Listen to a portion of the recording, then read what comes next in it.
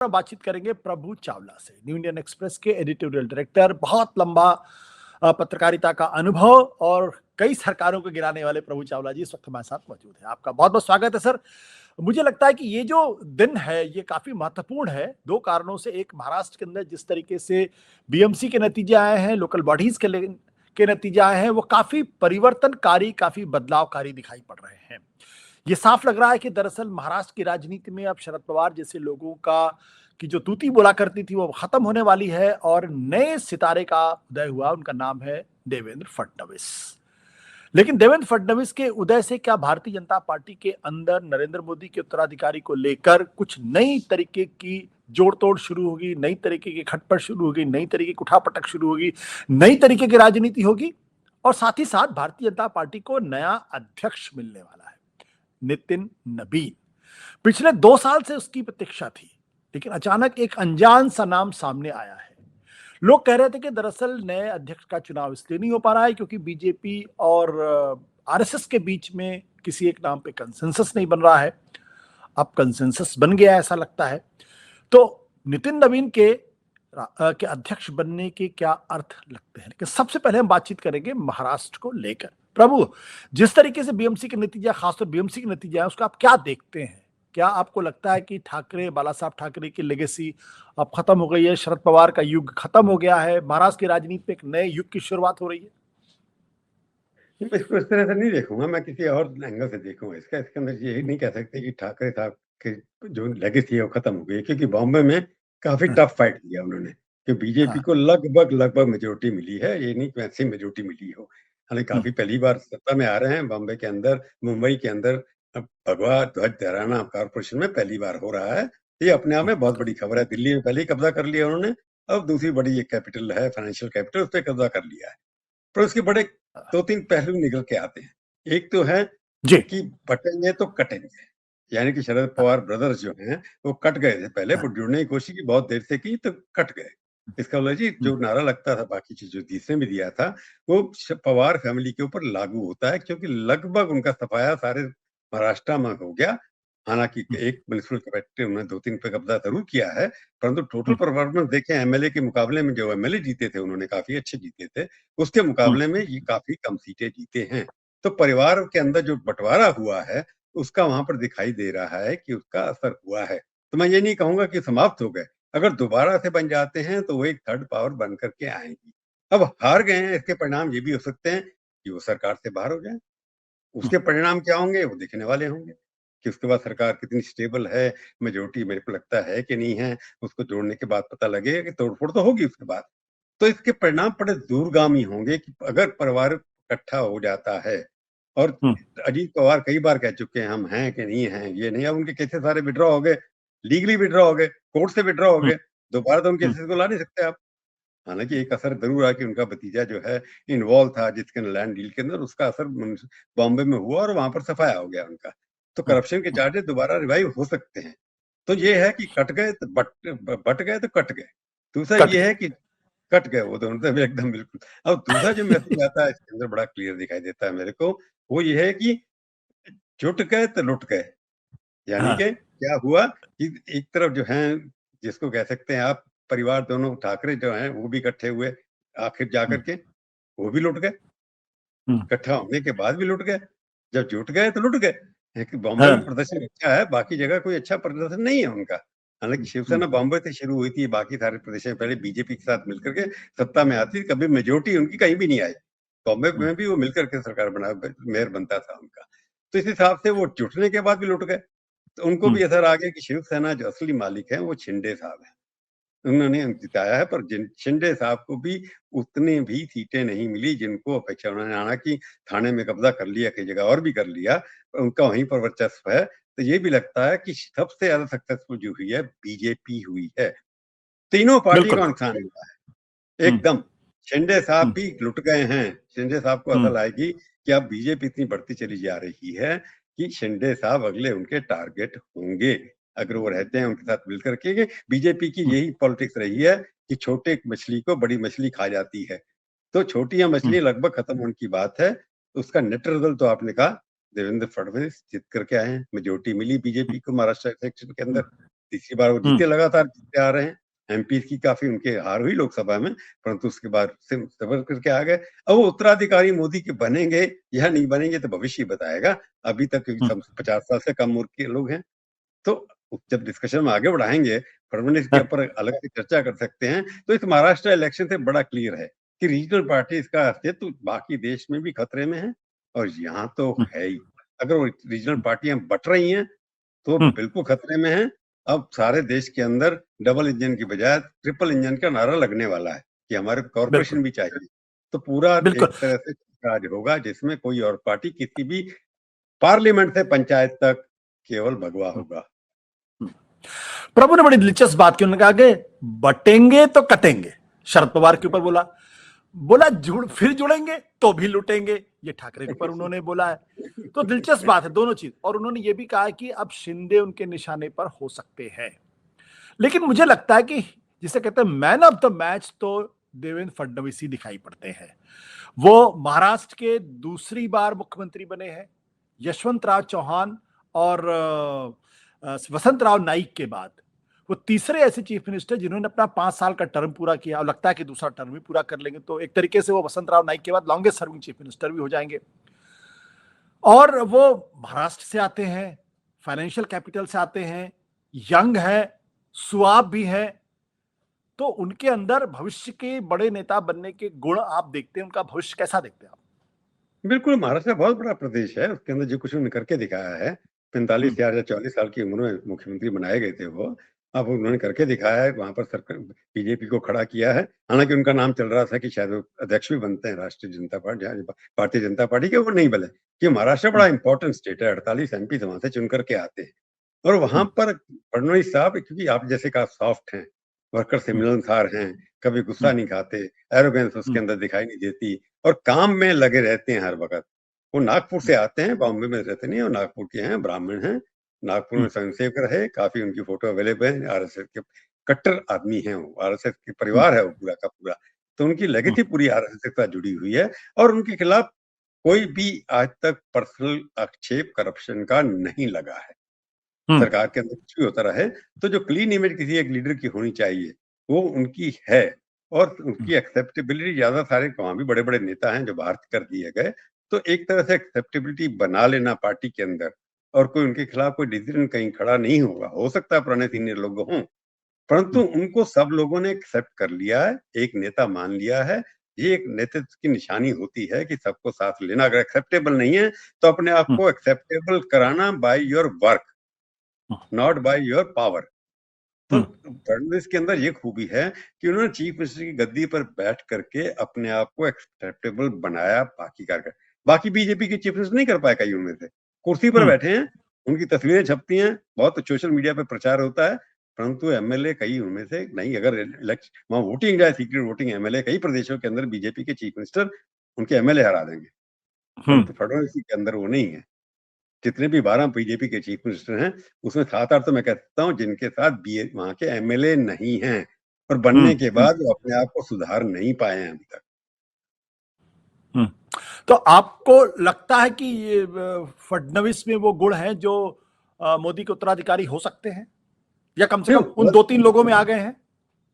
ना, जैसे योगी जी हर बार कहते हैं कि उत्तराधिकारी हैं, अमित शाह हैं, सारे देश में घूम रहे हैं। अगर आज संगठन इतना बड़ा खड़ा किया है तो अमित शाह ने किया है। अमित शाह मोदी के बाद अगर केंद्र में कोई नजर आता है, किसी की फोटो नजर आती है, तो अमित शाह हैं। कहीं पर हो, जम्मू कश्मीर हो, पॉलिटिकल क्राइसिस हो, चाहे किसी तरह का क्राइसिस हो, उसके अंदर सारी एक द्वार बंद है क्योंकि वहां पहुंचना मुश्किल है प्राइम मिनिस्टर के यहाँ। तो उनका द्वार उनके लिए खुला है, जहाँ कोई भी फैसला नहीं होता है, झगड़ा होता है, कुछ करना होता है, एमएलए से लेकर के वहां तक प्राइम मिनिस्टर के ऑफिस तक, सबसे जो बीच की कड़ी है वो हमेशा बने हुए हैं।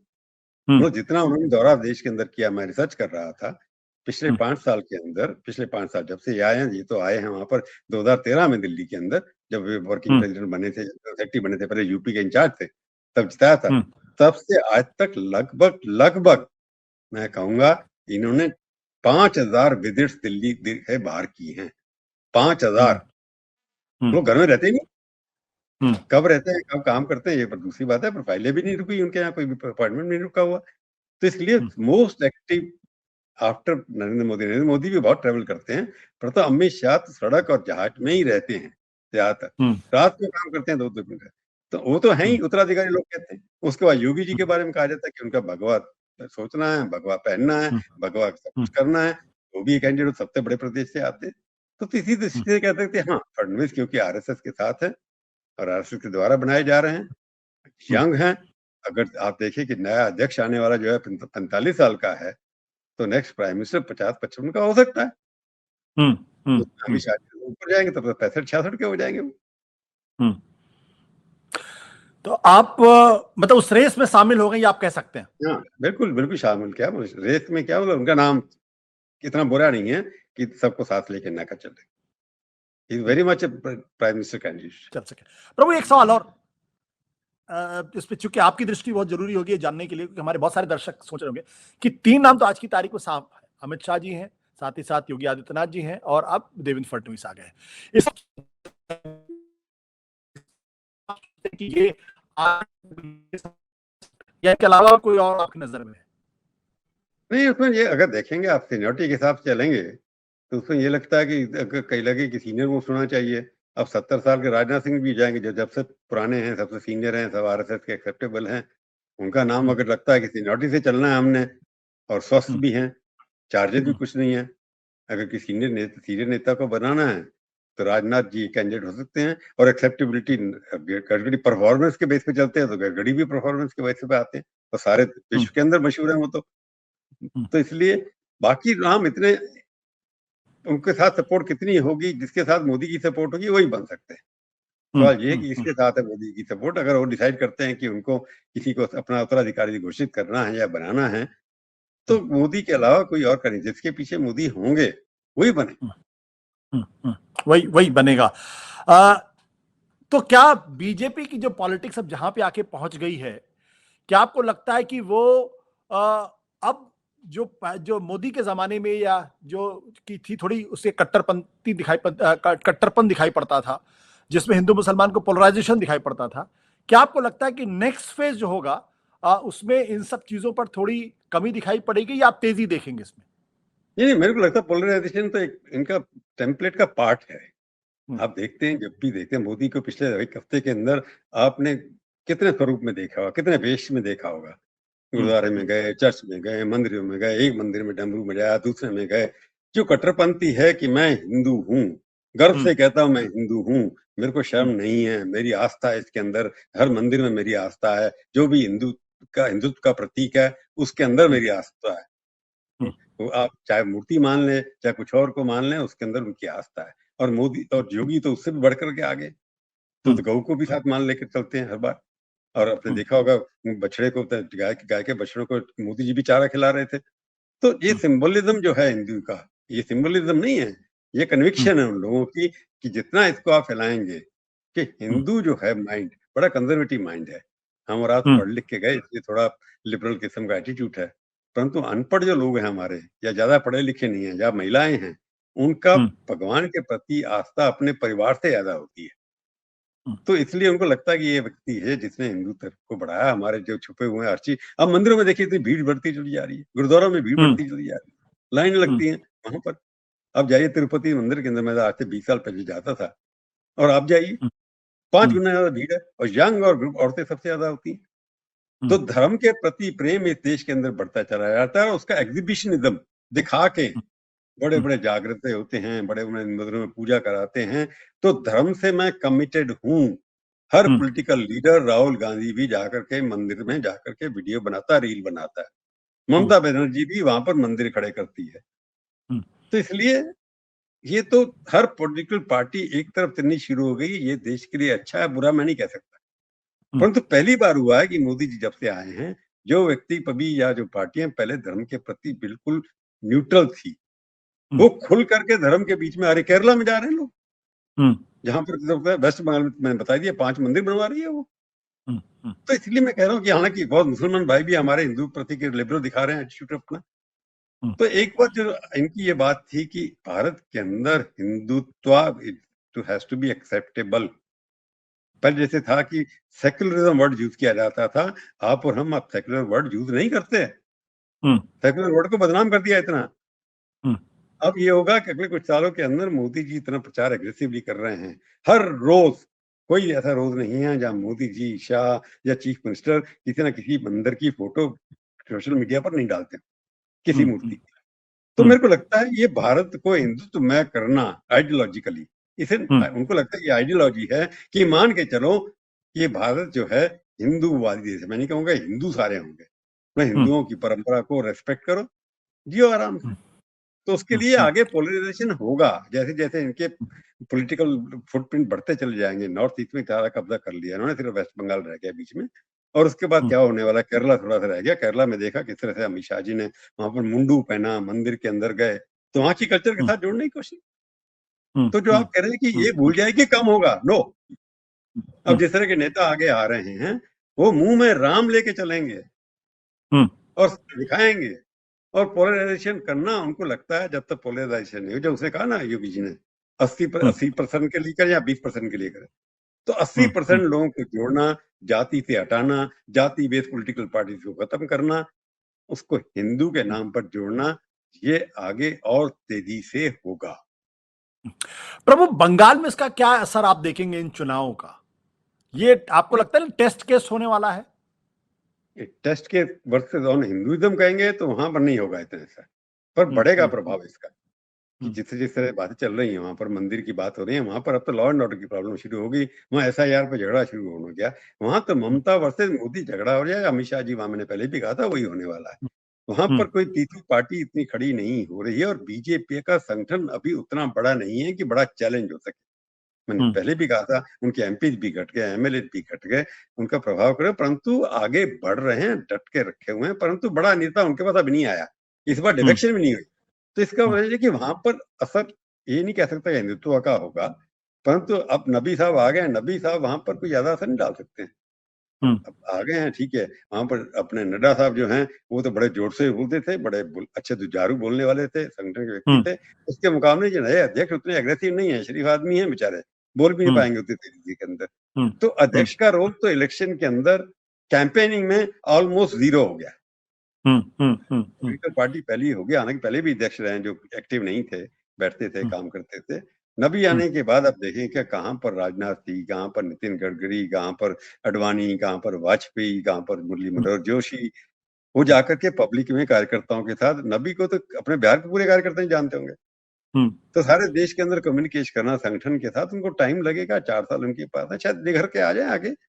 परंतु अब वहां पर लड़ाई डायरेक्टली अमित शाह, मोदी और ममता के बीच में है, और संगठन को लेकर के चलेंगे तो ममता उनके ऊपर 19 के ऊपर 20 है। एग्रेशन में सड़क पे उतर करके आती है। बीजेपी के पास सड़क पे लोग उतर करके आ रहे हैं। अब तो मंदिर भी बनवा रही है वो। मंदिर मैंने बोला ना, 4 बार बनाएगी नहीं, 4 बनवा रही है वो, पूरी के पूरे हर किस्म के।